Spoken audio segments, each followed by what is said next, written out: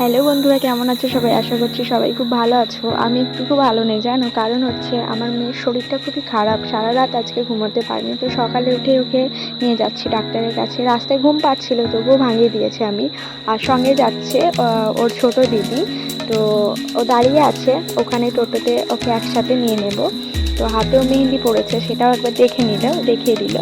আর ক্যামেরার সামনে আসতে লজ্জা করছিল, তো একবার দেখিয়ে দিলাম আমি জোর করে। আর এই দেখো নদীর সামনে চলে এসেছি, ময়ূরাক্ষী নদী। ভিউটা খুবই সুন্দর লাগছে, যেহেতু ঝড় বৃষ্টি খুবই হচ্ছে এখন। আর আমার মেয়ে খুব ক্লান্ত ছিল, তো সারা রাত ঘুমাতে পারেনি, তো রাস্তায় আস্তে আস্তে আবার ঘুমিয়ে পড়েছে ও। তো ফাইনালি চলে এসেছি ডাক্তারের কাছে, এবার ওকে দেখিয়ে নেব মেডিসিন নিয়ে আর চলে যাব বাড়ি এবার। তো মনটা এখন ওর একটু ভালো হয়েছে, সেই জন্য দিদির সঙ্গে গল্প করতে করতে বাড়ির পথে রওনা দিলাম আমরা।